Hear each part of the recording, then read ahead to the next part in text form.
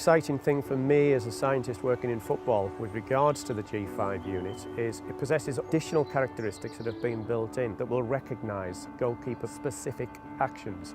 So dives, repeated dives, short sprints followed by dives.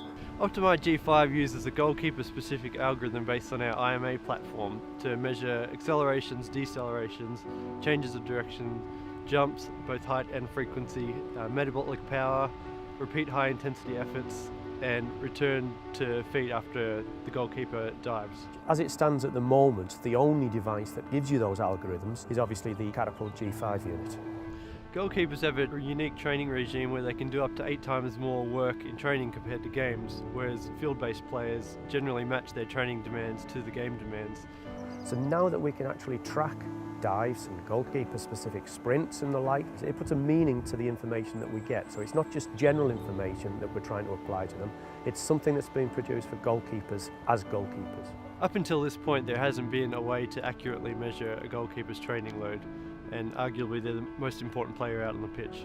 Well, I've been working with Catapult now for 8 years. We've been quite intrinsically involved in the development of a number of the features that are specific to the Catapult software, and quite closely involved certainly in the development of this G5 unit. So it's exciting times now for Catapult. It's an all-encompassing performance monitoring tool that captures micro movements that can't be seen by the human eye. This isn't off-the-shelf technology, this is individually sourced electronics using intelligent algorithms to capture data and provide information that's never been obtainable before.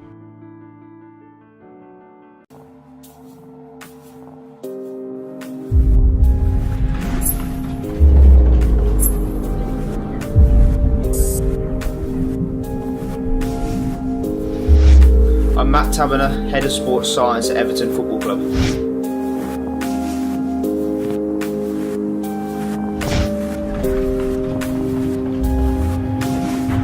Players will wear the units every day, whether it be from whether they're training with the team or from a rehab perspective.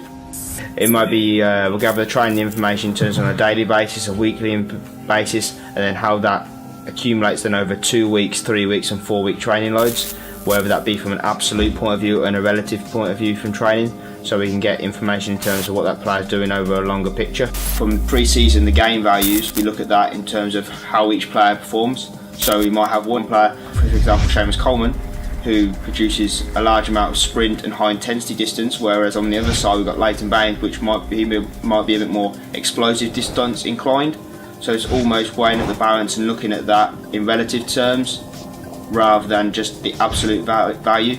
So you could have 200 metres of high speed running for one player, 200 metres of high speed running for another player, but it means a completely different thing. When we're exposed to like high amounts of explosive distance, like higher acceleration and deceleration values in a split change second, we're obviously exposing them to high amounts of eccentric soreness. So if we're exposing them to too much eccentric soreness going into, say, a match day -2 going into game day, are we exposing them to an elevated risk of injury? So it's obviously exposing them to the right amount of metrics on the appropriate day, whereas so it's obviously then adjusting the volume levels of that metric. So ultimately it's not saying you can't do any explosive distance or any high speed running 2 games before a game, but it's getting the volume of that certain metric right on the appropriate day leading into match day. So we look at sort of the relationship sort of stress load and decelerations sort of as an eccentric tolerance strength measure.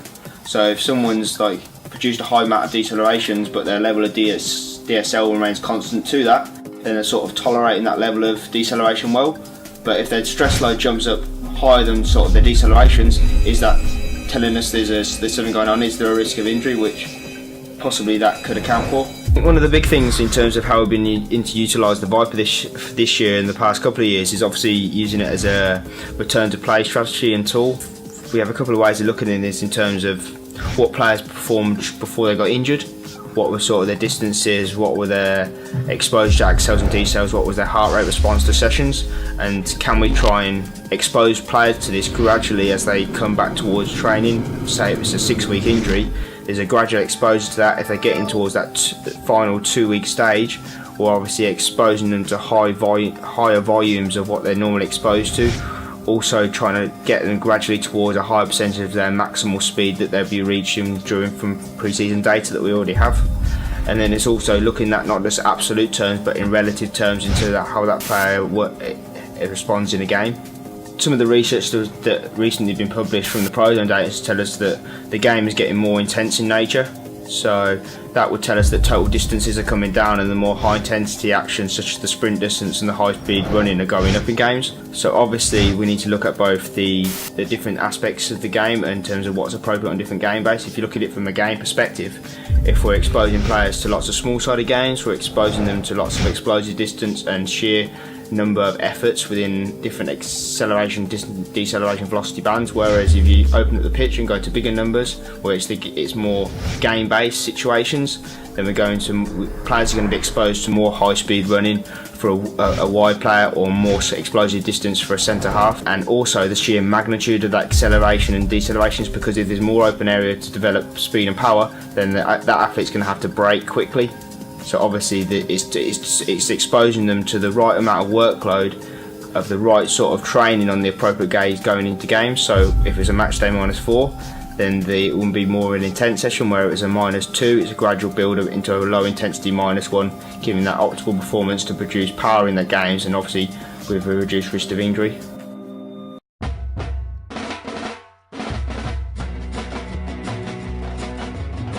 Every runner is different.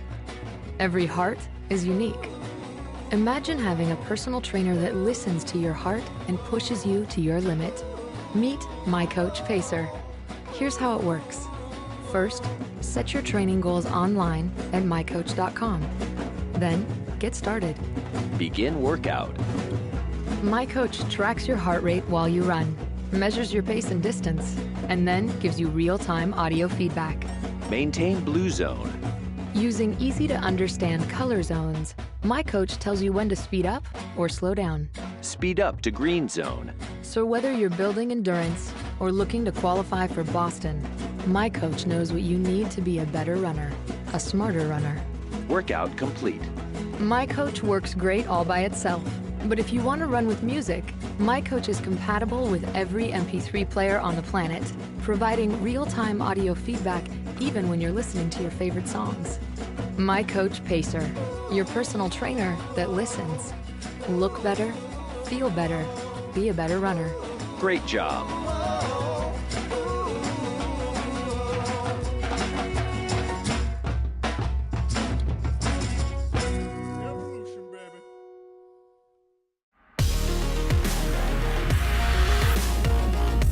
Have you ever wished to have precise data of your performance after a football game?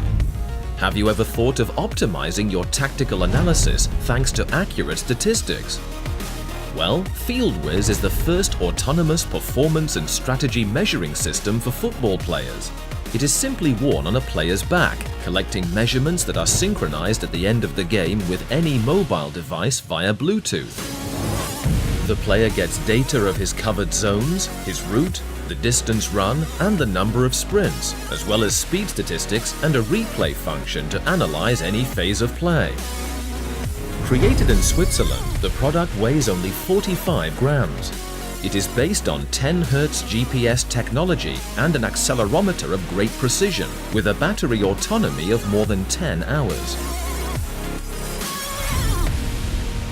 After several generations of functional prototypes, we've fully optimized the FieldWiz hardware for reduced size, complexity, and power consumption. We gathered numerous feedbacks from team staff and players, which helped us to give the best value to the collected data.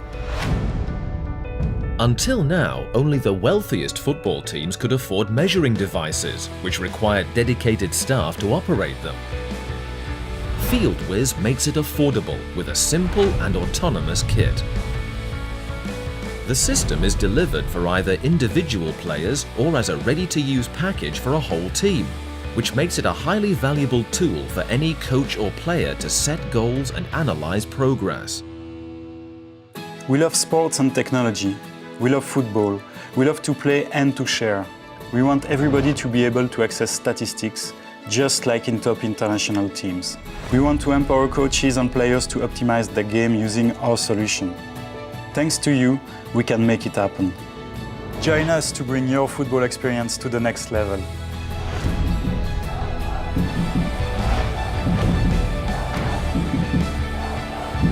FieldWiz. Optimize your game.